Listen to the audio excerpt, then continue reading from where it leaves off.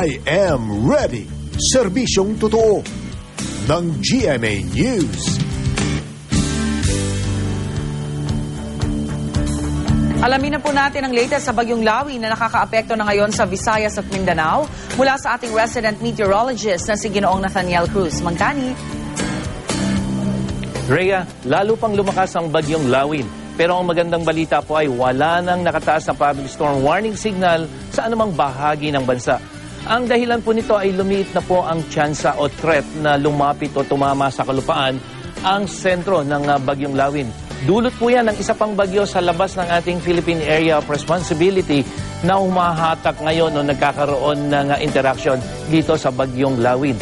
Kaya sa mga kababayan po natin sa Visayas at Kabikulan, maswerte pa pong maituturing na may bagyo tayo rito sa silangang bahagi sa labas ng PAR na siyang humihila dito sa Bagyong Lawin. Kasi po kung wala yung bagyong ito ay malamang na kumilos na pakanluran ang Bagyong Lawin at posibleng tumbukin nito ang Katimugang Luzon at maging ang Metro Manila.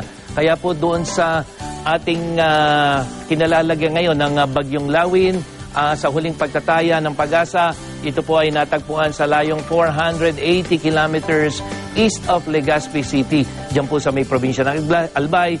Taglay po nito ang lakas ng hangin na 175 kilometers per hour near the center at bugsong aabot sa 210 kilometers per hour. Kumikilos po ito hilagang kanluran sa bilis na 7 kilometers per hour.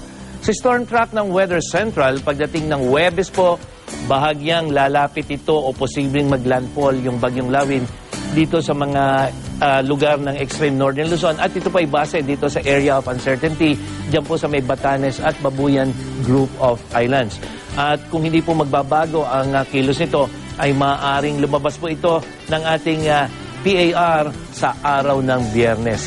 Sa ngayon, dahil sa Bagyong Lawin, asahan ng maulang panahon sa buong Visayas. Kasama na po yung silangang bahagi nito hanggang dito sa kanlurang bahagi. Makakaranas din ng katamtaman hanggang sa malakas na pagulan ang Western Visayas dulot ng hanging habagat na pinalalakas ng Bagyong Lawin. Ganito rin po magiging panahon sa buong Mindanao at yan po ay dahil sa epekto ng paglakas ng hanging habagat. Habang mas maaliwalas naman ang panahon, halos sa buong Luzon po na meron pa rin pabugso-bugsong pag-ulan pagdating ng hapon o gabi. Pero dito po sa Northern Luzon kasama yung Bicol Region, Southern Luzon kasama ang Bicol Region, magkakaroon po yan ng mga pag-ulan. Epekto pa rin po noong Bagyong Lawin. At dito sa Metro Manila, magandang panahon po ang babati sa atin ngayong umaga hanggang tanghali.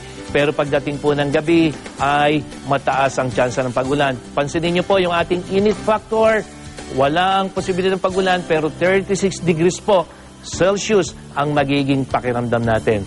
Kaya po doon sa ating mga kapuso, baunin niyo po inyong payong kung lalabas kayo ng bahay, lalong-lalo pagdating ng gabi.